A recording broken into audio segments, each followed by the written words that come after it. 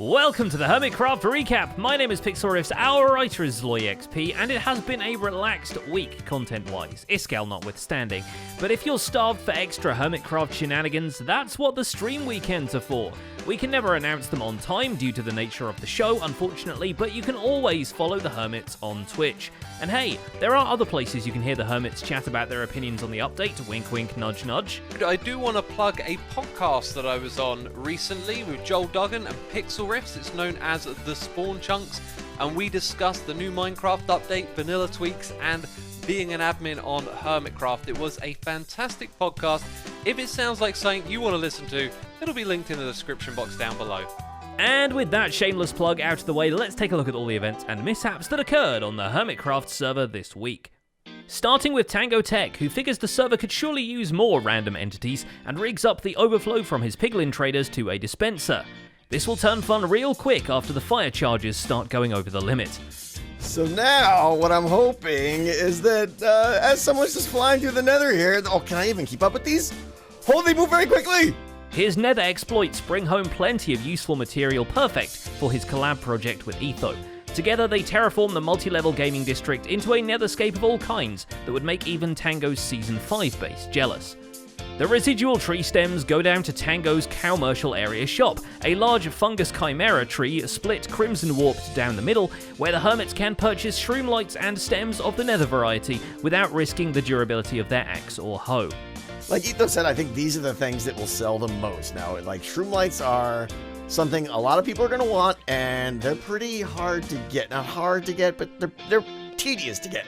Etho seems keen to put some time into the gaming district design process, despite having had a few mishaps in the nether lately. That one hurt a little bit. I got a little bit too close to the TNT there. But his brain is firing on all cylinders at the base project, and to imitate that, he redstones up a series of dropper towers to dispense useful resources at the click of a comparator. Then he puts a parrot on it. He also invents the first minigame for the gaming area. Can Tango remember the name of this material? If you get the name right, Tango, I'll give you 3 diamonds. Wow, that is polished blackstone brick wall. Oh, he got it. Yes! Oh my god. Yes! Look at that. xBCrafted sets his sights on a similar new block, starting a piglin trading setup for Crying Obsidian, which he plans to use as a component in the developing story of his apocalyptic base. In a previous video, what you guys thought, or if you had any ideas, any input into what could be the thing that prevents the corruption from spreading. Several people actually recommended Crying Obsidian, which makes sense to me. He settles on an auto-bartering system he likes after much wrangling with redstone, then adds sorting filters to his gold farm so he can disregard rotten flesh and acquire currency. A basalt generator is not too far behind. It might be a server tick thing.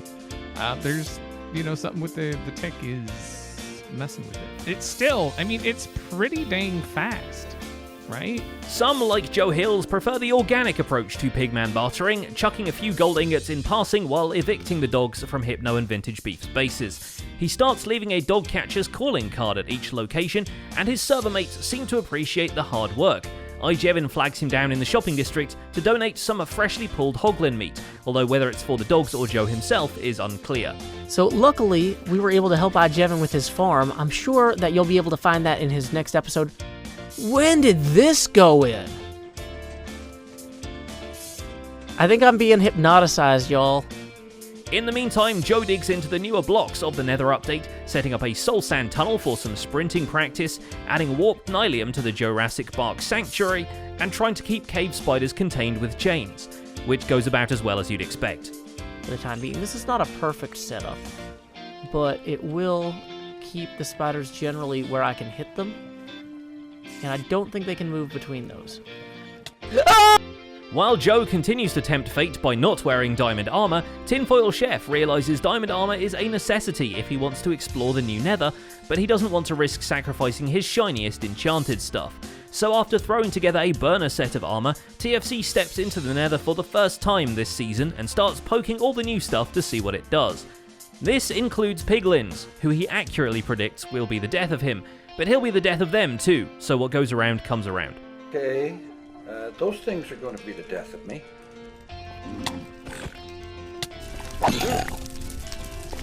Stealing my carrots, will you?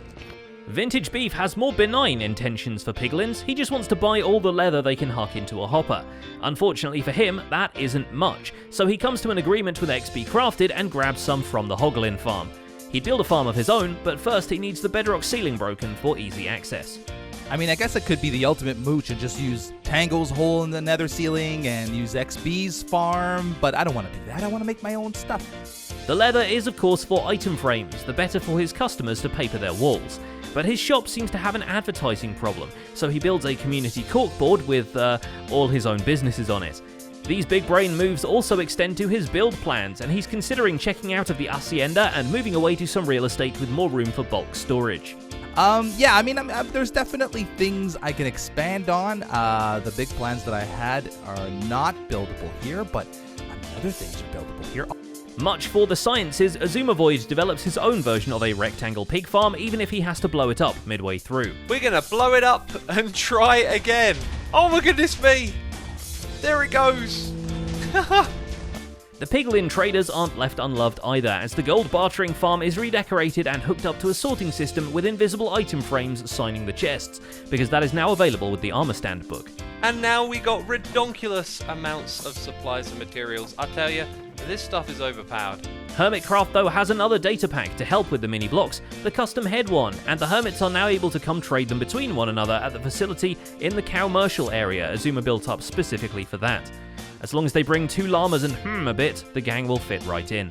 And you can find out how much each of these costs, so a hermit will come along and nab that one for 4 diamonds, for example. Over here we've got Twisted Wood, which is your bounties. So here we have diamonds, and you rename the mini block that you're after. A fun application of both mechanics comes to Zombie Cleo's Zoo of Horrors. Having gone to heck and back for her specimen, Cleo returns to the overworld not just with a bundle of new materials, but with a critter of dark variety, whose life cycle resembles one of a frog, if frogs were bipedal and murderous. These are the little guys, and can I just say, I just love that image. Yeah, these are the big little guys, and these are like demons and stuff, and I say demons, they're just misunderstood really. It is almost alarming how well the Cyclopean Guardian heads fit the tiny imp idea. Can't think why you would have a bone, they're vegetarian, obviously. Cubfan, by contrast, chooses to display the creepy crawlies that are actually in the game, and who knew that you can pass an endermite as a scarab if you just rename some ender pearls. Modern version of this, modern scarab, shorter legs, more uniform colors right here. The illusion is complete with fan-inspired golden purple scarab decals on the approach. Gold not flaunted on interior decoration is mechanically thrown at the trapped piglin traders at his nether roof farm. The crying obsidian they mass trade him is then used in a crimson and warped stem farm, with a unique design that lets you chop the wood but blows up the warp blocks on its own. And it just turns out that the nether tree farm actually vaguely resembles a nether tree. Cub makes a fungus farm to feed into it too, since this farm requires you to manually place them. On a hunt for gold as well, Grian breaks away from the general gold farming strats and tries to make one actually within the nether boundaries as opposed to above the bedrock roof. Everyone has a gold farm. See, there's a big issue with all of their farms. Like, the issue is, it's not my farm. It's not my gold farm. That is the bottom line. It doesn't matter if they have a gold farm, because I don't have a gold farm. Though dealing with piglins turns out to be too much of a chore for him, and he pauses the project for now. No wonder, as this came after so many on-server chores, they made a whole song about it. We won't play it here though, because trusting Content ID is for people who don't make their videos entirely out of someone else's footage. Anyway, Grian also expands the front yard of his Wonder House base deeper under the ground to make space for hanging gardens, waterfalls, and a nether portal too big to be a nether portal. Yay! Finally! Finally! Okay, so that is literally about half. Oh, that's so annoying, isn't it? That does not look what I want it to look like. But Zedaph goes even deeper, or rather Impulse and some farm animals do on his behalf. As mentioned last week, Zed commissioned Impulse to create a hole in the overworld bedrock. The purpose of it is now revealed, and it turns out to be a very efficient trash can. Sure, lava blocks or a cactus would do, but it's more about the exploration of the unknown on behalf of the chicken kind. I've got you very, very securely. Don't worry, I won't let go of the lead. You can trust me, okay?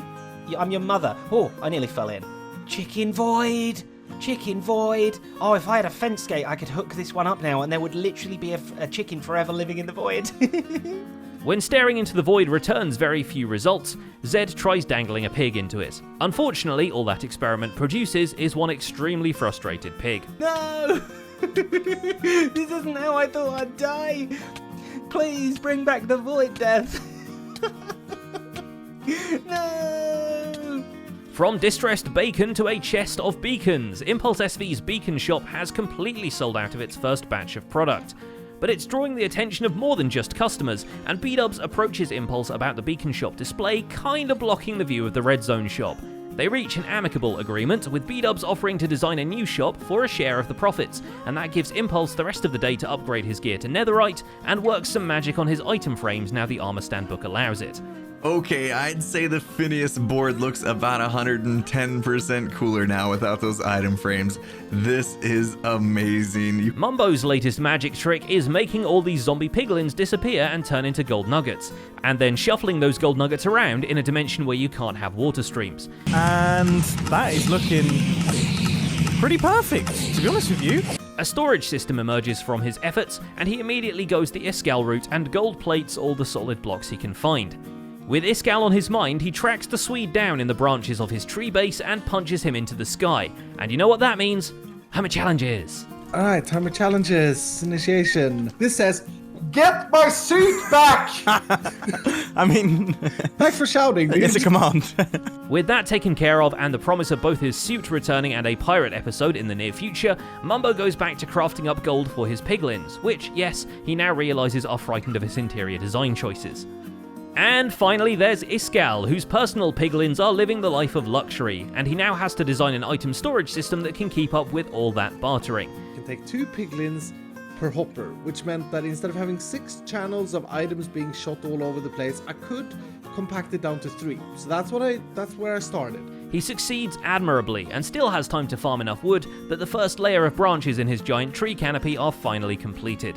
This seems like the occasion to relocate the tree farm to the industrial district, where it gets a factory exterior to match the other gadgets in the area, and the whole district gets spawn-proofed and fenced off. But having been challenged to retrieve Mumbo's suit, it seems like Stress Monster has kept it somewhere incredibly secure, and what he thought might be a walk-in wardrobe ended up as a surreal corridor with a plot twist you will never see coming. Yep, there's more. Last chance, turn back. Do not do it. Kind of told me to. What? Hello? What is this? A microblock? Is that that's a microblock pumpkin. This is the weirdest thing ever. Right.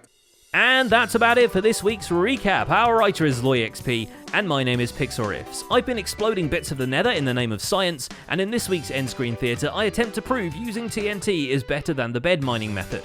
Check it out! Don't forget to leave a like while you're still here, and subscribe so you won't miss future recaps. Thanks for watching, and we'll see you next week.